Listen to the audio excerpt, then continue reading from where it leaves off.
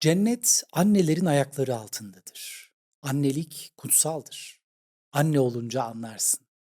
Evet, bunların her biri de çok kıymetli ama diyelim ki bir nedenle annenizi sevmiyorsunuz ya da anneniz sizi sevmiyor. Her anneler günü yüreğiniz sıkışıyor. Annelik kutsaldır ama biyolojik bağ herkes için her durumda sevginin garantisi değildir maalesef. Ve kan bağı olsun ya da olmasın, sizi zehirleyen bir dinamiğin içinde yer almak bazen cehennemi yaşamaktan farklı değildir. Narsist bir anne çoğu zaman toplum tarafından fedakar, güçlü ya da kendi halinde gibi görünür. Dışarıdan bakıldığında o mükemmel bir anne gibi görünebilir. Evini tertemiz tutar, komşulara tatlılar yapar, toplantılarda en nazik kadın olur ama kapalı kapılar ardında sizin enerjinizi, benliğinizi, ruhunuzu emer. Yaralarınızı görünmez kılar çünkü gösteremezsiniz. Gösterdiğiniz an nankör olursunuz. Bu annenin sevgisi şartlı ve değişkendir. Tıpkı bir çarkıfelek gibi döner durur. Bir gün sizi göklere çıkarır, bir gün yerin dibine sokar. Siz sürekli dengede kalmaya çalışırsınız. Çünkü hangi anneyi karşınızda bulacağınızı asla bilemezsiniz. Bir saat önce hayatının anlamı diye kucaklayan kadın, bir saat sonra sizi bencil, sorumsuz ve tam bir hayal kırıklığı olmakla suçlayabilir. Ve en acımasız kısmı siz bunun normal olduğunu düşünürsünüz. Duygusal istikrarsızlık sizin için standart haline gelir. Sevgi böyle bir şey sanırsınız. Koşullu, değişken ve bir kontrol aracı.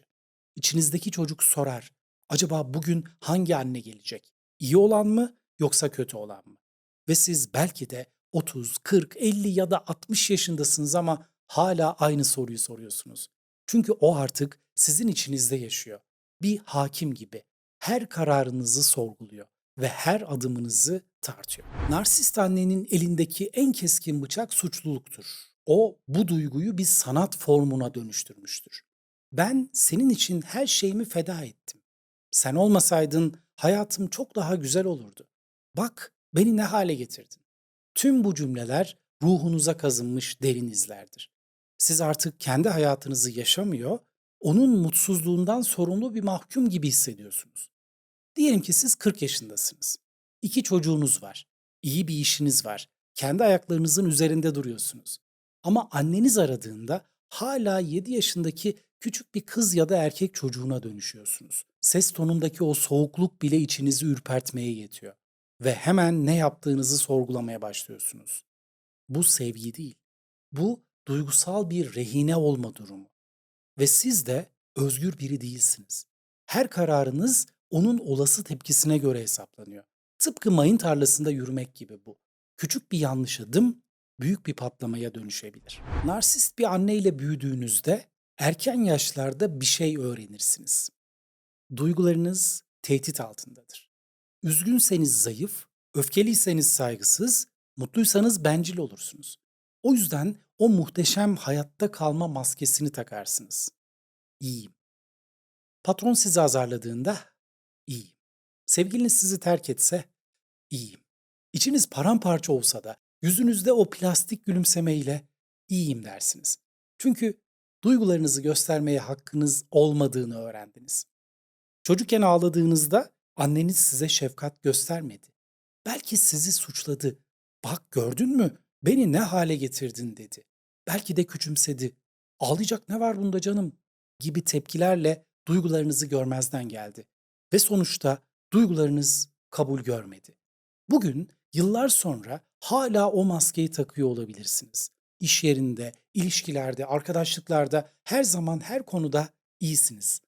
Ama gece yalnız başına kaldığınızda o maske düşer ve altında ne görünür? Yıllarca bastırılmış bir sel, ifade edilmemiş binlerce sözcük, kapıları kapatılmış bir kalp. Duygusal bir çölde yaşıyorsunuz. Çünkü size duygularınızın değersiz olduğu öğretildi. Narsist bir anneyle olan bitmemiş işiniz romantik ilişkilere de bir bomba gibi taşınır. İki seçenek vardır önünüzde ve ikisi de zehirlidir. Birinci senaryoda duygusal olarak mesafeli, sizi asla tamamen görmeyen kişilere aşık olursunuz. Çünkü bu bildik gelir, tanıdıktır. O kişinin sevgisini kazanmak için kendinizi parçalarsınız. Tıpkı çocukken annenizin sevgisini kazanmak için yaptığınız gibi. Ama ne kadar uğraşırsanız uğraşın, asla yeterli olamazsınız. Ve bir köşede içinizdeki o çocuk hala ümit eder. Belki bu defa farklı olur. Belki sonunda biri beni görür. İkinci senaryoda sizi gerçekten seven, nazik, istikrarlı birini bulursunuz ama o hayatınıza girer girmez ondan kaçarsınız. Çünkü sevginin şartlı, değişken ve acı verici olduğunu öğrendiniz. Sağlıklı bir sevgi size yabancı gelir. Hatta onu sıkıcı bile bulabilirsiniz. O yüzden bu sevgiyi sabote eder, uzaklaşır ya da sürekli test edersiniz. Acaba beni terk eder mi? Gibi bir takım endişeler taşır durursunuz. Çünkü terk edilme sizin için beklenmedik bir şok değil, kaçınılmaz bir son gibi görünür. Çoğu insan farkında olmadan narsist annesiyle görünmez bir sadakat kontratı imzalamıştır. Bu kontrat şöyle der: sen mutsuzsan ben mutlu olamam. Sen acı çektiysen ben huzuru hak etmiyorum. Senden daha iyi bir hayat yaşamak sana ihanettir. Bu yüzden her bir başarı eşiğinde kendinizi sabote edersiniz. Terfi alacaksınız ama bir şekilde o projede hata yaparsınız. Harika bir ilişki yaşıyorsunuz fakat sürekli bir kavga çıkmaya başlıyor. Para kazanıyorsunuz ama hızlıca harcayıp bitiriyorsunuz. Ve bilmeden kendi kendinize soruyorsunuz: annem bu kadar mutsuzken benim mutlu olmaya hakkım var mı? Bu sadakat değil. Bu bir duygusal intihardır. Sizin acınız annenizi kurtarmaz. Sizin küçülmeniz onu büyütmez. Ama o iç ses, o öğretilmiş çocukluk mantığı hala buna inanıyor. Belki ben yok olursam o mutlu olur. Ben annemi sevmezsem beni kim sever ki? İşte bu en büyük çelişkidir. Ben acaba duygusuz muyum? Hisleri alınmış bir canavar mıyım?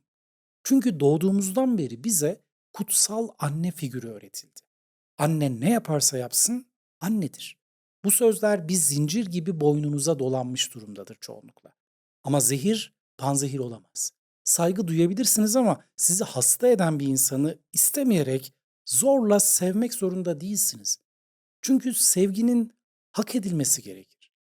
Anneniz size bakım verdi ama aynı zamanda duygusal şiddet uyguladıysa yaptıkları için ona saygı duyabilirsiniz belki ama bütün bir yaşam boyu minnet borçlu olmak zorunda değilsiniz.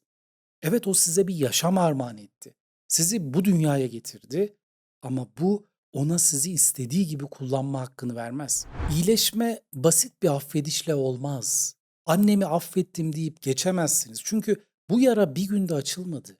Katman katman örüldü. Sinir sistemine, düşünce kalıplarınıza, ilişki biçimlerinize kazındı. İyileşme bir süreçtir ve bu süreç bazı adımları atmakla başlar. İlk olarak isyankar gerçeği kabul edin. Eğer annenizi sevmiyorsanız kendinizi onu sevmeye zorlamayın. Annemi sevmiyorum ve bu olabilir deyin. Bu cümleyi sesli olarak söyleyin.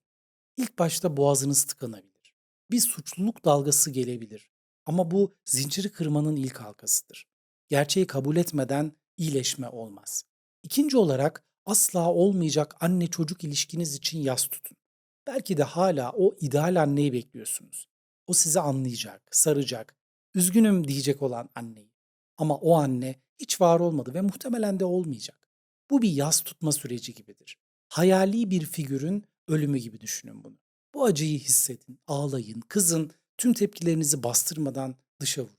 Çünkü bu yas sizi gerçeklikle buluşturacak. Üçüncü olarak onu kutsal bir motif olmaktan çıkarın. Anneniz ne bir canavar ne de bir melek. O kendi yaralarıyla, kendi travmalarıyla hayatta kalmaya çalışan, muhtemelen kendi anne babasından da benzer şeyleri görmüş bir insan. Onu anlamak, yaptıklarını onaylamak zorunda olduğunuz anlamına gelmez. Burası çok önemli. Ama onu hayatınızın tahtından indirmek sizi özgürleştirir. O bir insan. O da hata yapabilir. Mükemmel olmak zorunda değil ve elinde sihirli güçleri de yok. Dördüncü olarak kendinize ebeveynlik yapın. İçinizdeki o yaralı çocuğa sarılın. Ona seni terk etmeyeceğim. Senin sesini duyacağım ve her ne olursa olsun duygularına değer vereceğim deyin. Her sabah aynadan kendi gözlerinize bakın ve bugün senin için neler yapabilirim diye sorun. Ve beşinci olarak da sınırlar örün.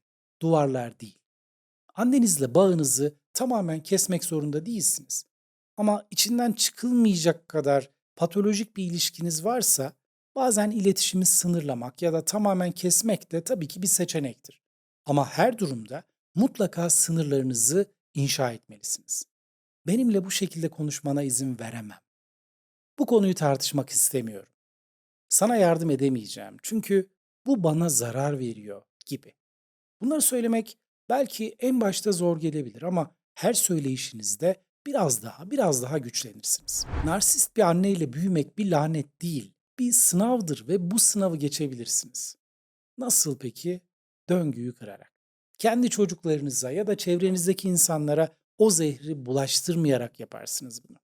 Sizden sonra gelen kuşak sizin çektiğiniz acıları çekmek zorunda değil. Anneniz belki bu zinciri kırmayı başaramadı ve kendi yaşadığı şeyleri sizin de yaşamanıza maalesef bilerek ya da bilmeyerek neden oldu. Ama siz bu zinciri kırmayı başarabilirsiniz. Siz bu laneti durduran o kişi olabilirsiniz. Annenizin geçmişiyle ve sizinle olan laneti sizinle bitebilir. Ama bunun için cesaret gerekir. Çevreye, kültüre, belki de kendi ailenize karşı çıkma cesareti.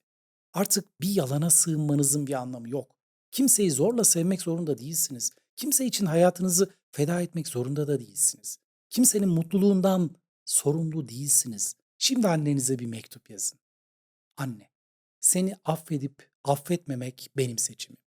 Ama artık senin gölgene, onayına ihtiyacım yok. Ben kendi hayatımın mimarı olabilirim.